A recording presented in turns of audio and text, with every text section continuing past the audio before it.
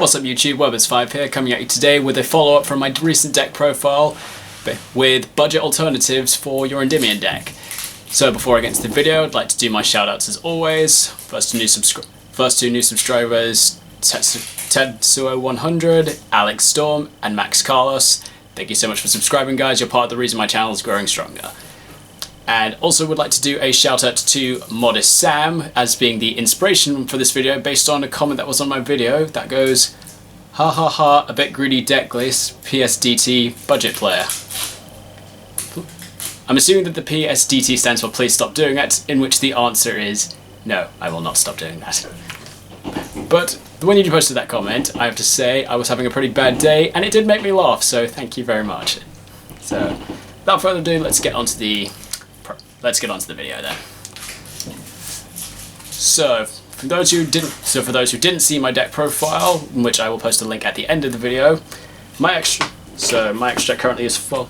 Starting things up, my direct replacement to the Electromite, I'm going with Masquerena as my choice, because she's probably one of the best Link 2s at the moment. However, she's not exactly what we call budget friendly, so here's some possible alternatives of what you can use instead.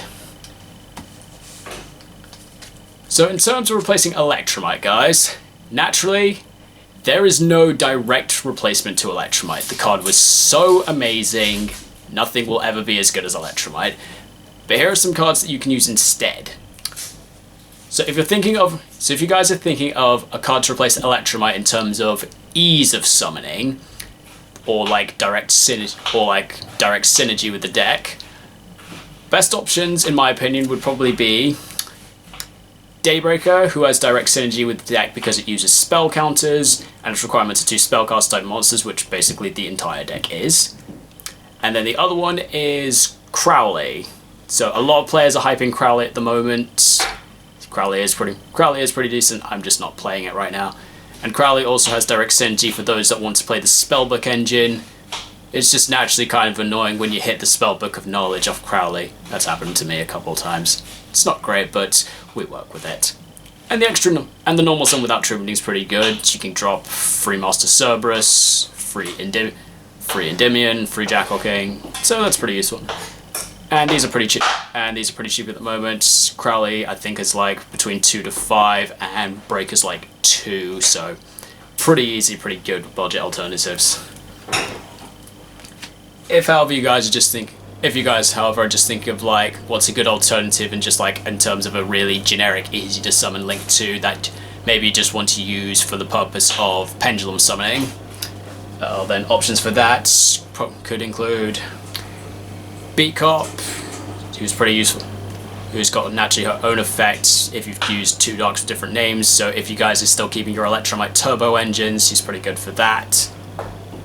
Or if you're looking for like something properly generic and cheap, Lanfolinkus. This card's like £1 right now, both in common and the ultra rare are like £1.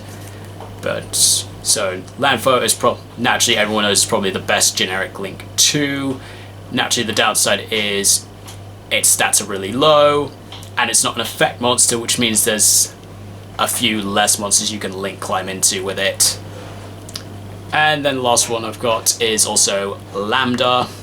Lambda's just got a little bit better stats than Lanfo, and you can also psychic rotate to think you're playing Psyframes, but since guys we're a pendulum deck, let's be honest, your opponent knows you're not playing Psyframes. Unless you are, then good on you. So these are all pretty decent alternatives. And then also, if you guys are playing like still the dark packages of the Electromite Turbo, you can do things like Wee Witch, but naturally one of the risks of Wee Witch is that dark's a very prominent attribute, so you might help your opponent a bit. And also guys, one of the main weaknesses of choosing one of the dark attribute generic Link 2s is Super Poly is still a big thing, and there's still the generic fusion monsters of Starving Venom Fusion Dragon and Predaplant Trifluvertum, which essentially just take advantage of the darks you put on the field, get rid of them, and basically secure that game. So guys, naturally, think accordingly based on your locals, your personal preference, and your budget. So that's probably my alternatives for your Link 2 in terms of the Electromite. So the next thing that was in my profile was the Nightmare Unicorns. So Unicorns, so with its reprint in the Mega Tin, the reprint Unicorn is about £10 at the moment, which isn't too bad. The Secret's about 15, so relatively budget, but for people that need like a substitute to this, probably easiest budget alternatives would be probably Nightmare Phoenix, which is probably what people are playing more of, because it's just a back row as the back row snipe, which is the main reason people put in the Nightmare package. And Phoenix is ranging between like 3 to 5 at the moment. The only reason it's a little bit more than Cerberus, which is like £2-3, is simply because it's just being used more for back row popping. And then naturally, of course, the synergy in Salamangreats, because it's a fire attribute monster as well. Next, go through my list. So, for those who didn't see, my next bit in the extra deck is 2 copies of Triple Burst Dragon.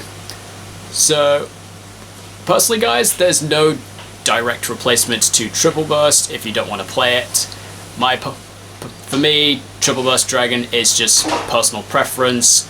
I put him into my extra deck because I have a couple of stall players at my locals, and Triple Burst Dragon deals piercing damage, so he's pretty useful like that. Simultaneously, I can use his effect, tribute himself off, bring back the Masquerena, and then use that to make into a bigger link that then gets protection by card effects. So, no direct replacement to Triple Burst, but if you guys feel like playing it, the Ultras are going for like 5, and the commons like £1, so it's not a desperately expensive card if you did want to play it. But again, so guys, this one's literally my personal preference, so play what you feel like. Next, going through the list, this next one is probably a bit more on the pricey end, and also probably one of the reasons I got the comment of the greedy. I'm playing 3 Borrelsword Dragons, 1 of each of a different rarity. So Borrelsword is a very good card. It can secure games, but it's not the cheapest thing right now. Like, I think when I checked earlier, the Ultra from the Mega Pack is like between 10 to 15. The Battles of Legend one, that's like 15 to 20 at the moment. And then the original Saiho is still somewhere between 20 to 30 at the moment. But guys, just because you don't have a Borrelsword doesn't mean you can't make a big monster. There are some pretty decent budget alternatives to Borrelsword at the moment. So like, Borreload is still really good, and since it came out as the common in the Rocket Revolt structure deck, that one's like a $5, so that's pretty simple to get. Or you can actually just spend the 10, buy the structure deck, then you get the Borreload, and you get a couple of extra bits as well, which is pretty decent. Other alternatives can include, like, this one's maybe not as budget, but still a pretty good alternative. Avramax. Avramax is just generic, has so many decent effects that's really good for getting around monsters. Avramax is semi-budget right now. I think when I checked earlier, he's like ranging between 15 to 20 at the moment, which is cheaper than he was when he came out, but again, depending on your budget, guys, personal preference. So, yeah. Those are probably my suggestions of best alternatives to Borrelsword, sorry. Next in my list, I played 3 copies of Topologic Zeraboros. Guys, this is kind of just another personal preference one. This is based on the thing that I've been seeing with Endymion, that people use Magister to summon a monster on the opponent's turn. I think the main combo was actually with, well, my suggestion of the budget alternative, which is Topologic Trispana, which is currently holding between about £3 to £5 for the ultra rare, and then the secret rares between like 8 to 10. So most people are going with the Trispana because of, again, back row hissing, so it's pretty useful like that.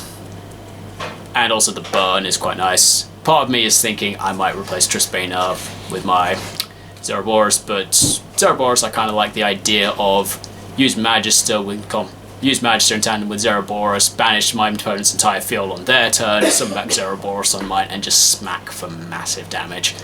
But again, guys, that's kind of personal preference. So Duroboros is actually like £2 a piece at the moment, so he's pretty budget already, but again guys, personal preference, play around with different ideas with the deck, and just figure out what works best for you.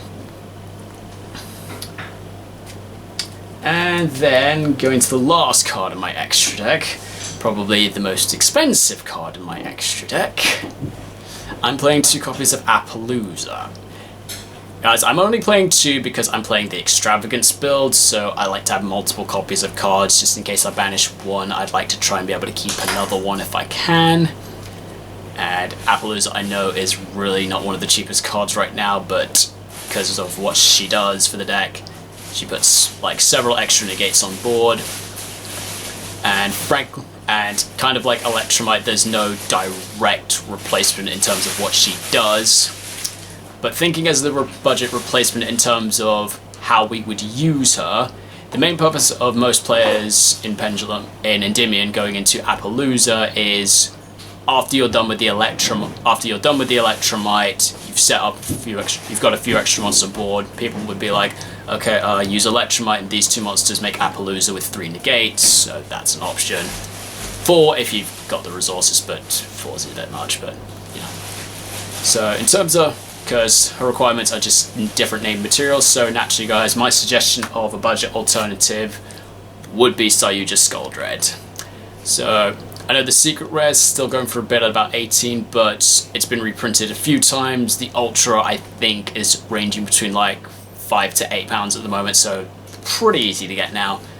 And pretty much so, in terms of Sayuja and the deck, kind of solves the same purpose as the Appaloosa. Like, after you're done with your setup play, some people choose to go link lots of monsters into Sayuja's effect to draw 4 and try and make your hand a bit better. So that's probably my suggestion of the best alternative for Appaloosa at the moment. And guys, that's going to pretty much wrap it up for my budget alternatives. Hope you guys liked it. Leave your comments down below in the description of what you thought. And for those who haven't seen the deck profile, I'll pretty much have the link up about here in a moment. But thank you so much for watching, guys, and I will see you next time. Thank you so much for watching. Be sure to subscribe to Webbers5, and if you're already subscribed, feel free to hit that notification bell so that you never miss an upload.